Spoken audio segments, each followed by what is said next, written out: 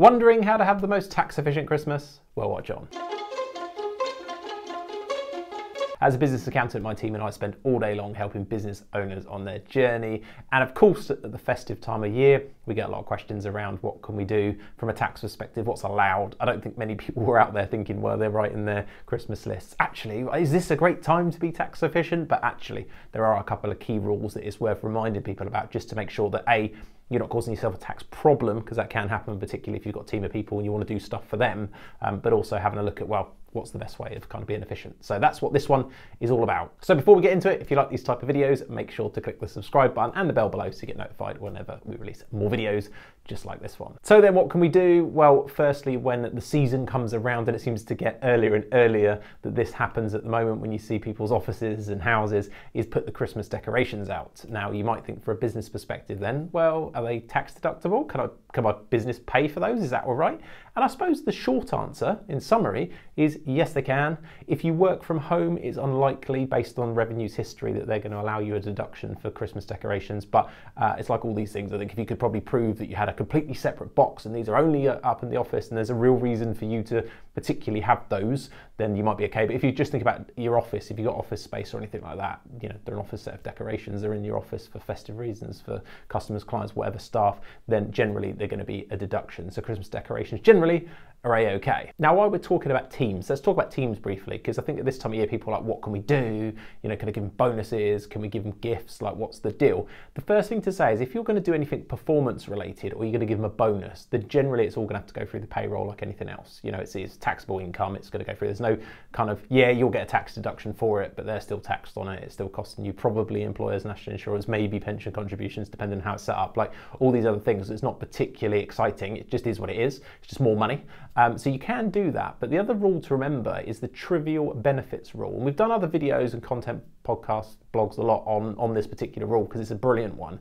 And the revenue manuals actually used to cite, whether they still do, I haven't checked this year, but they used to cite that it was really there for something like a Christmas turkey. You know, you wanted to buy all your team a Christmas turkey, for example, and they didn't want the situation where they'd have to pay tax on that small trivial gift. So there's a rule called trivial benefits. And really the rules in loose are, so it needs to be under £50. If it's £51, the whole lot's taxable. It's not like some of it will be taxable, some won't, it'll all be taxable. So it needs to be under £50. And it can't be like in, as we already said, it can't be in recognition of like a sales target being achieved or anything like that. It can't be contractual, it can't be regular, it can't be linked. So you can't do it as a gym subscription every month or something like that. It is kind of like designed as these one-off trivial kind of things that you would buy each year. I mean, actually the revenue manual talks about you can't do a cake every Friday because it's almost like an expectation and it's linked, but something like a gift at Christmas is going to be fine. So under 50 quid, you can't give it, you can give vouchers, but you can't give a voucher that they could literally turn into cash. It's a weird one. Most vouchers are okay, but not those types. And for you as the business, you'll get a tax deduction because it's basically like staff welfare, whatever you want to categorize it as, but basically staff gifts. You could call it in your bookkeeper, it doesn't really matter, just make it clear.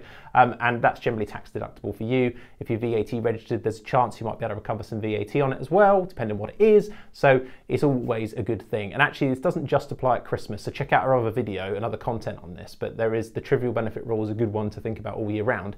And on top of that, it works for you as well. So if you're a director of a limited company and it's only you as a one-person company, it also applies. There is a cap on it at £300 during a tax year because they thought there might be some abuse about that. So that cap is in there as well. But yeah, for you and your team, that's probably the most active rule you'll see, because quite often you want to give your team a little something. So under 50 quid is going to be the key. If you did go over 50 quid, it's okay. It's still going to be tax deductible for you, but as the business, but what is likely to happen is you have to deal with a tax bill on the employee. So either you have to arrange, they call it a PSA, you have to say, look, tax people, we're going to settle the bill for them. So there's another cost to doing that, or the individual ends up getting taxed on it and they might not be happy about that either. So under 50 quid, you'll be gold. Keeping on the team theme, or even you, for you, if you are thinking about a Christmas do, so traditionally around Christmas, offices will go out and have a bit of a party, do whatever, there's a rule about annual functions. So, and again, it's an all year round rule, but we're specifically talking right now about using this at Christmas, in that you can take out per employee up to £150 a head for the total cost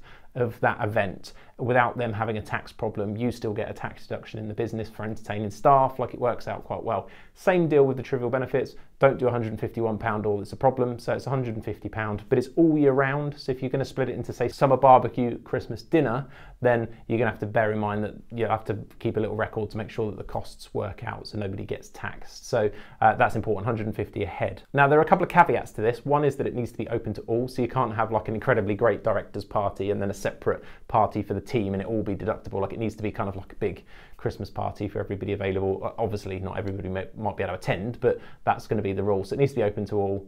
You can have partners and people like that there. It doesn't really cause a problem in that sense.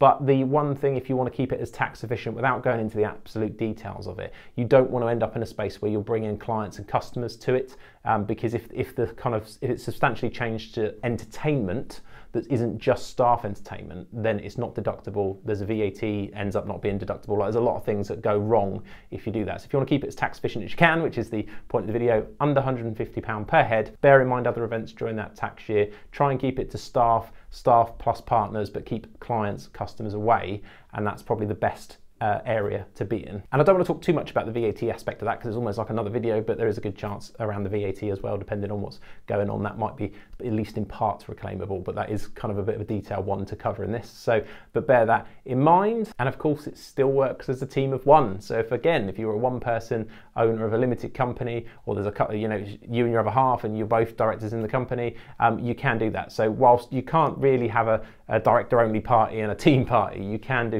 if the directors are the only team, then you can still go and do that as well. So go and treat yourself to something nice. Again, you don't have to spend up to £150 because it's still cash out the company, but that's kind of the max limit that you can do to keep tax efficient. And then the other very common one that people want to know about is, what can I do for my clients, my customers? Can I give them gifts? What's the deal? Well, there are some rules around, trying to keep it under £250, whatever gifts you're giving to these third party for their own tax consequence. But ultimately, if we're just talking about like you giving stuff, then the first thing to think about from a tax efficient point of view is free samples of your product is normally good. That's not normally going to cause a tax problem for anybody, so that works, and you will effectively already get a tax deduction for that when you're buying the stuff, so that works out quite well.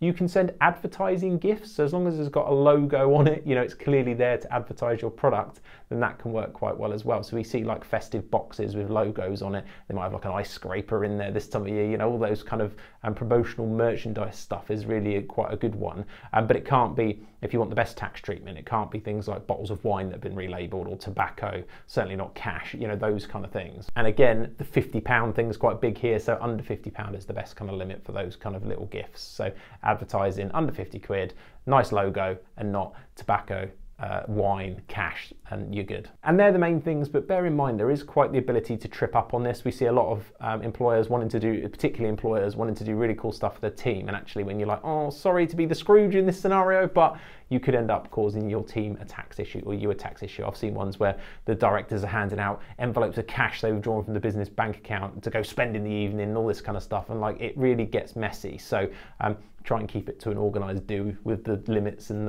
the allowances that we've spoken about, and you're going to have a good time. Everything's possible. If you want to blow loads of money, have a massive blowout, spend loads of money, it's all possible, but there are tax consequences to it. You're almost always going to get a deduction in the company if you're keeping it to staff, but it's more about what's the tax consequences for everybody involved and kind of what's the total cost. So using the sort of limits and allowances that we've talked about for some of these rules, you're going to be keeping it quite tax efficient if you're in those bands. So there we go, some food for thought and hopefully some food for Christmas, and I'll see you in the next one.